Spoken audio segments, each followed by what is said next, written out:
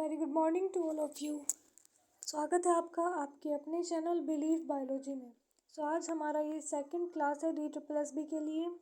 आज की वीडियो में हम कंट्रोल एंड कोऑर्डिनेशन जो टॉपिक है उसके बारे में स्टडी करेंगे। वीडियो को बिना देर किए स्टार्ट करते हैं। बेसिकली होता क्या है, हमारे एनवायरनमेंट में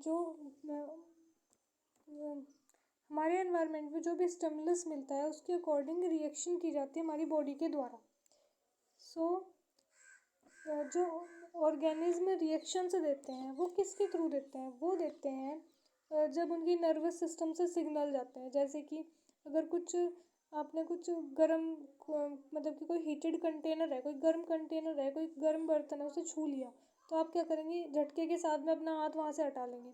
क्यों? क्योंकि नर्व्स ने जो है सिग्नल सेंड करा दिया ब्रेन से, नर्व्स के थ्रू सिग्नल आ गया आपके हाथ तक कि आपको क्या करना है, आपको हाथ वहाँ से हटा लेना है। तो इसी तरीके से हम इस चैप्टर में नर्वस सिस्टम और ग्लैंड्स के बारे में, उनके क्या फंक्शंस होते हैं, ये सब स्टडी करने वाले हैं। ब्रेन के बारे में भी हम पढ़ेंगे। तो स्टार्ट करते हैं। The changes in the environment to which the organism respond and react are called stimuli. Stimuli वो चेंजेस होते हैं एनवायरनमेंट में जो भी हमें अफेक्ट करते हैं, जिसके अगेंस्ट में या फिर जिसकी रिएक्शन में हम कुछ रिएक्ट करें। जैसे कि एग्जांपल है light, heat, cold, sound, smell, touch. और जो प्लांट्स और एनिमल्स होते हैं दोनों ही अलग अलग तरीके से रिस्पॉन्ड करते हैं। इसके बाद में है जो कंट्रोल और कोऑर्डिनेशन होता है एनिमल्स और प्लांट्स में, वो बेसिकली दो सिस्टम्स पर डिपेंड करता है। पहला तो नर्वस सिस्टम और दूसरा endocrine system. Endocrine system gland से रिलेटेड होता है, नर्वस सिस्टम ब्रेन से रिलेटेड होता है। जो नर्वस सिस्टम है इसमें जो कंट्रोल और कोऑर्डिनेशन हो रहा है वो नर्व्स और मस्कुलर टिश्यूज़ की हेल्प से हो रहा है। नर्वस सिस्टम में क्या होता है, नर्व सेल्स और न्यूरॉन्स जो है वो ऑर्गेनाइज नेटवर्क की फॉर्म में होती है। मतलब एक पर्टिकुलरली नेटवर्क होता है उनका, और उनका मेन काम क्या होता है, इन्फॉर्मेशन को कंडक्ट कराने का इलेक्ट्रिकल इम्पल्स के थ्रू, एक बॉडी के एक पार्ट से दूसरे पार्ट तक। रिसेप्टर क्या होता है, रिसेप्टर होते हैं कुछ ऐसी मतलब कि कुछ ऑर्गन्स में ऐसी नर्व सेल प्रेजेंट होती है जो कि इन्फॉर्मेशन को डिटेक्ट करने का काम करती हैं। एनवायरनमेंट से जो इन्फॉर्मेशन लेती हैं या डिटेक्ट करती हैं उससे हम क्या बोलते हैं, उसे रिसेप्टर बोलते हैं। जैसे कि फर्स्ट है इसमें ईयर में फोनो रिसेप्टर होते हैं। आपको ये याद रखना बहुत इंपॉर्टेंट है। ईयर में फोनो रिसेप्टर होते हैं, ये हेल्प करते हैं सुनने में, हियरिंग में, और बैलेंस ऑफ बॉडी में भी ईयर हेल्प करता है।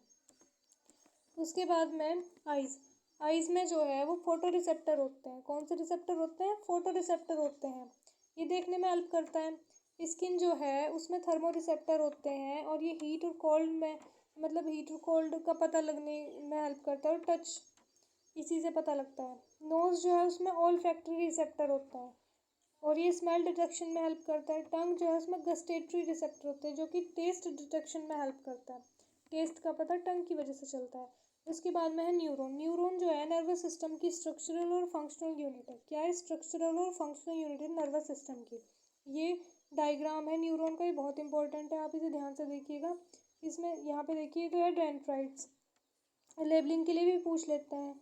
ये बीच में इसमें न्यूक्लियस प्रेजेंट है, ये सेल बॉडी है, यहाँ पे ये एक्सोन है और ये नर्व एंडिंग है। उसके बाद में है पार्ट ऑफ न्यूरॉन, जो भी आपने इसमें देखे हैं डायग्राम में। तो फर्स्ट पार्ट है डेंड्राइट। डेंड्राइट जो है वो इन्फॉर्मेशन को एक्वायर करने का काम करता है। सेल बॉडी जो है वो जो इन्फॉर्मेशन मिली उसको इलेक्ट्रिकल इम्पल्स की हेल्प से ट्रेवल कराने का काम करती है। एक्सोन जो है वो लॉन्गेस्ट फाइबर होता है, और वो लॉन्गेस्ट फाइबर होता है सेल बॉडी में, जिसे कि एक्सोन बोलते हैं, और ये इलेक्ट्रिकल इम्पल्स को ट्रांसमिट करता है सेल बॉडी से नेक्स्ट न्यूरॉन के डेंड्राइट में। सिनेप्स है एक न्यूरॉन, एक तरीके से एक न्यूरॉन की एंडिंग और दूसरे न्यूरॉन के डेंड्राइट के बीच में जो गैप है उसे ही सिनेप्स बोलते हैं। It is the gap between the nerve ending of one neuron and dendrite of the other neuron, और here electrical signal is converted into chemical signal for onward। ये बहुत इंपॉर्टेंट पॉइंट है, आपको ध्यान रखना है। उसके बाद में है reflex action. Reflex action is a quick, sudden and immediate response of the body to the stimulus. Example है knee jerk, withdrawal of hand on touching hot object. ये मैंने अभी आपको एग्जाम्पल के थ्रू समझाया भी था कि अगर हम किसी गर्म कंटेनर को हाथ लगा लेते हैं, वहाँ से हटा लेते हैं, तो वो क्या है, रिफ्लेक्स एक्शन है। इमीडिएट रिस्पॉन्स दिया हमारी बॉडी ने, सडन रिस्पॉन्स है, क्विक रिस्पॉन्स है।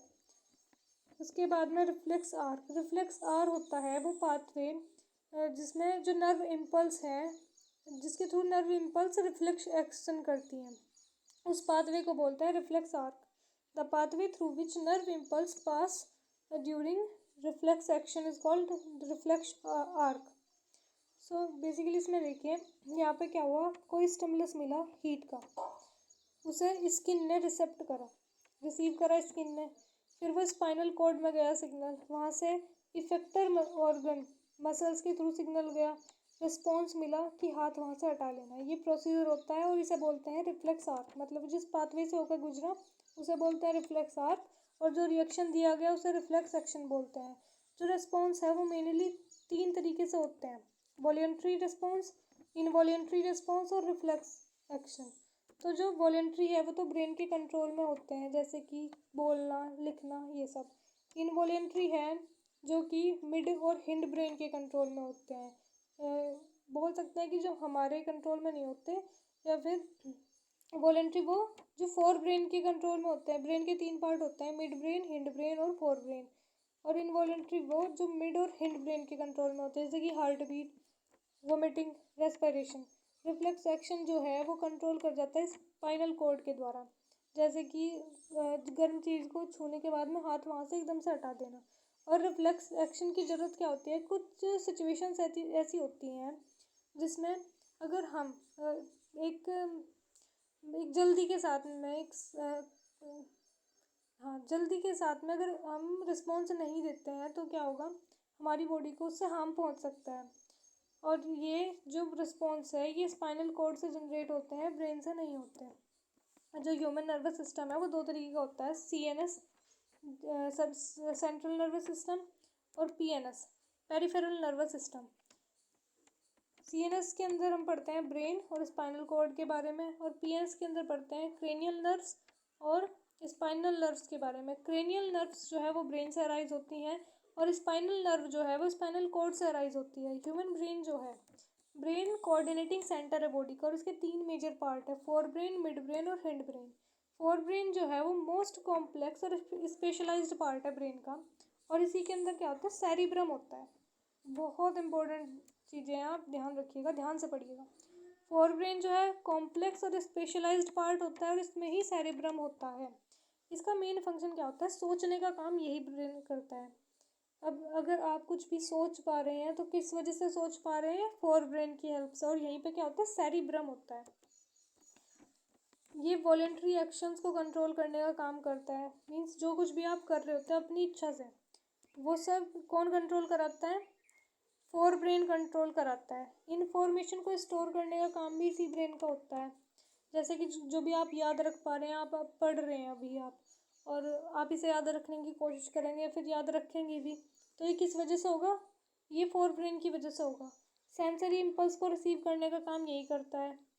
और जो जो सेंटर होता है जो हंगर से रिलेटेड होता है, हंगर से एसोसिएटेड होता है, वो भी यहीं पर होता है। फिर है मिड ब्रेन।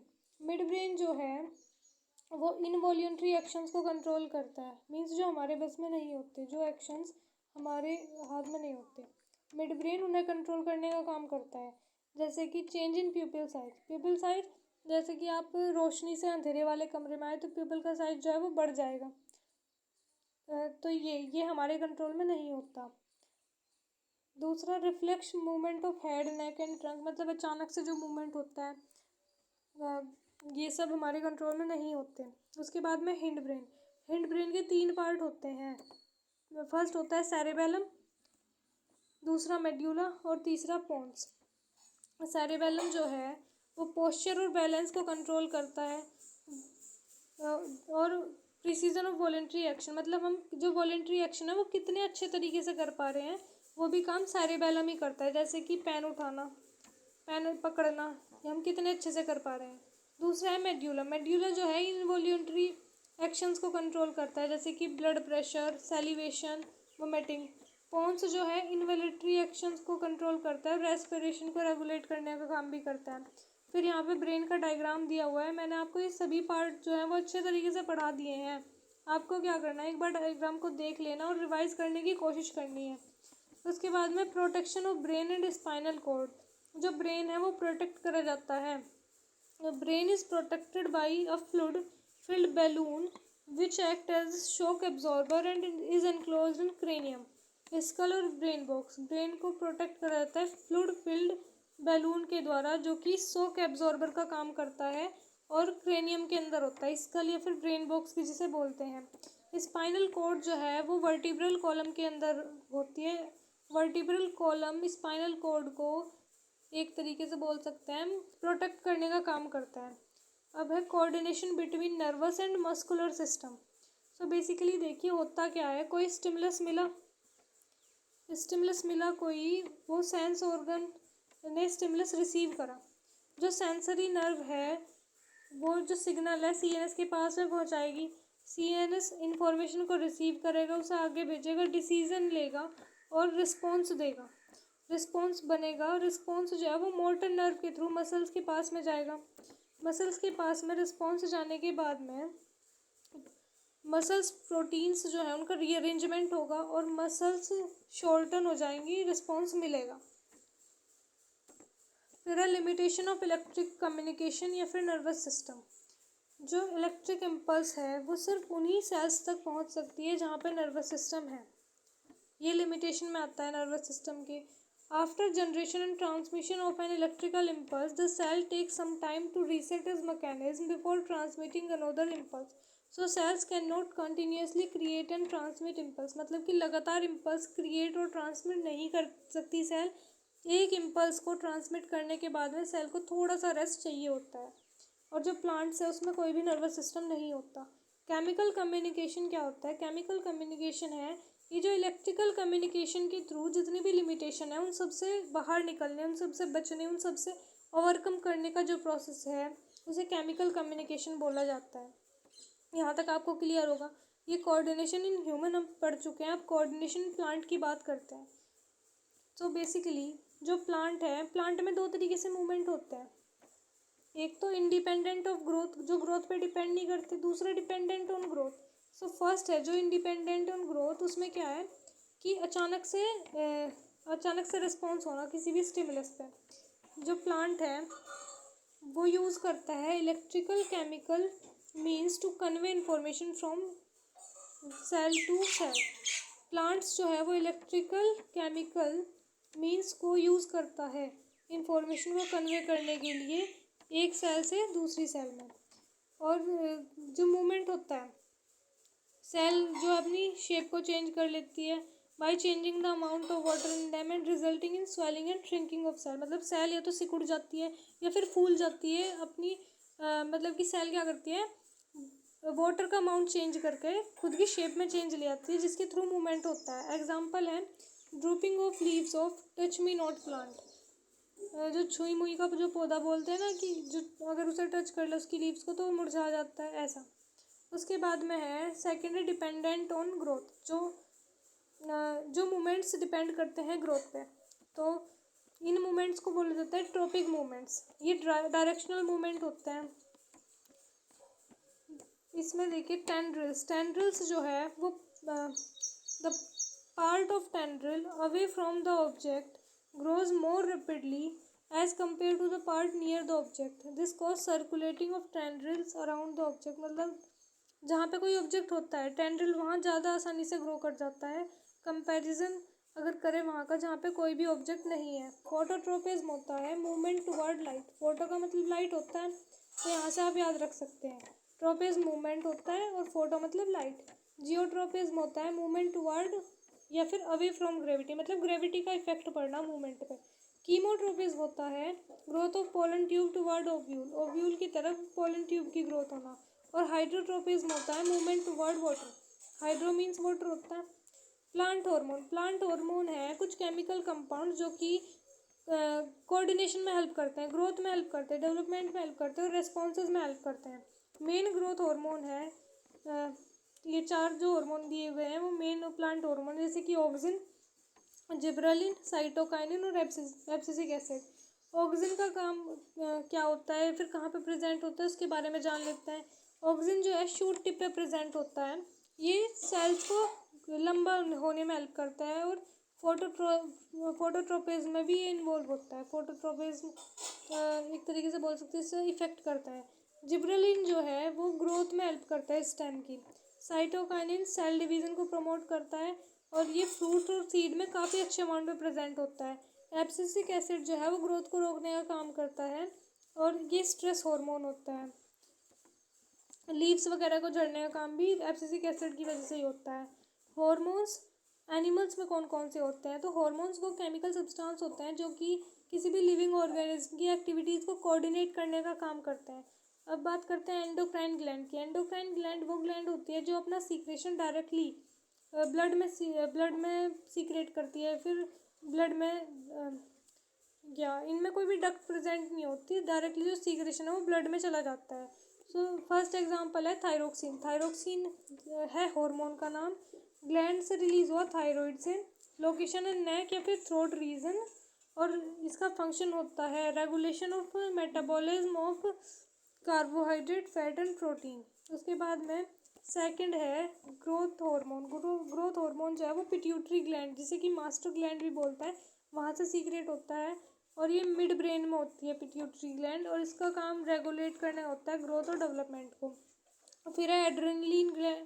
एड्रेनलिन एड्रेनलिन तो हार्मोन का नाम है और ग्लैंड का नाम है एड्रीनल ग्लैंड और ये किडनी, दोनों किडनी के ऊपर प्रेजेंट होती है। इसका काम होता है रेगुलेशन का, ब्लड प्रेशर के रेगुलेशन का, हार्ट बीट के रेगुलेशन का और इमरजेंसी में इसका फंक्शन होता है। फिर है इंसुलिन।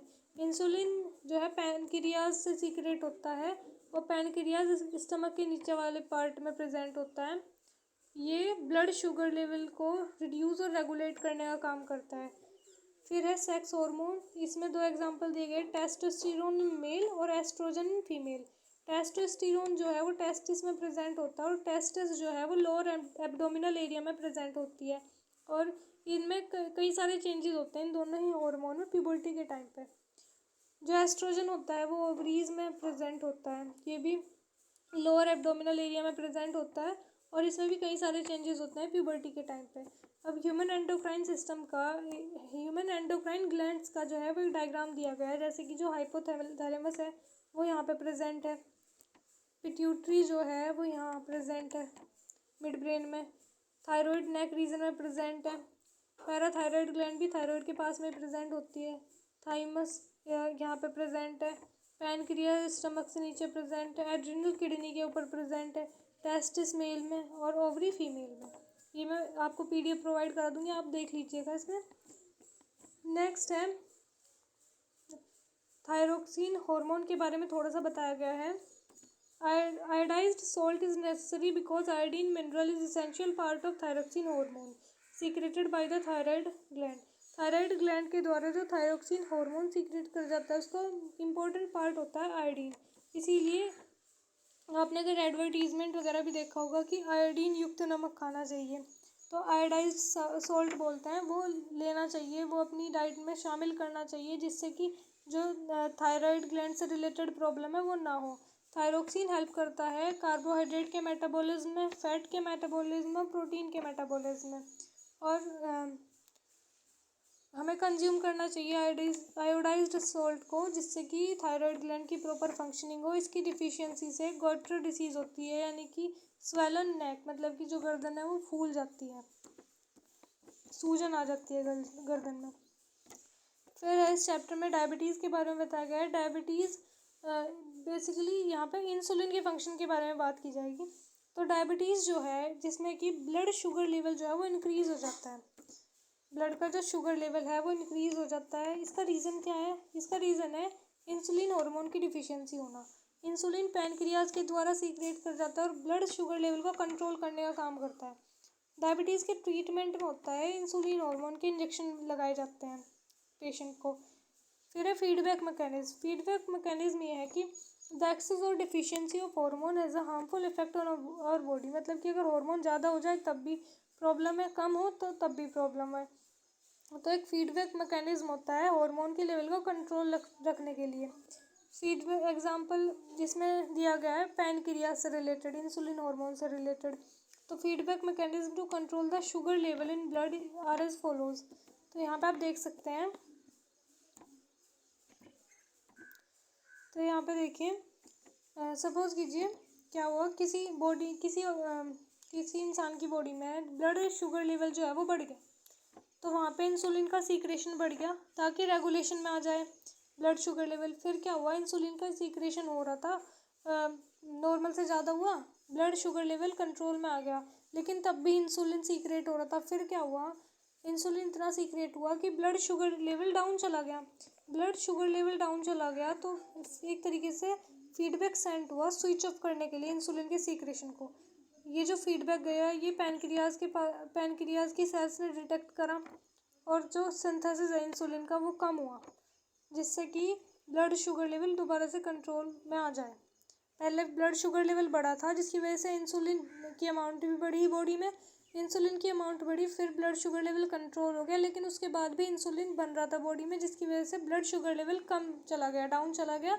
उसे ठीक करने के लिए ऑटोमेटिकली फीडबैक सेंड करा गया सेल्स ऑफ पैनक्रियाज के पास में। वहाँ पे जब उन्होंने रिसीव करा उस फीडबैक को, तो उन्होंने फिर आगे डिसाइड करा इंसुलिन को कंट्रोल वे में सीक्रेट करने का, जिससे कि ब्लड शुगर लेवल दोबारा से नॉर्मल आ जाए।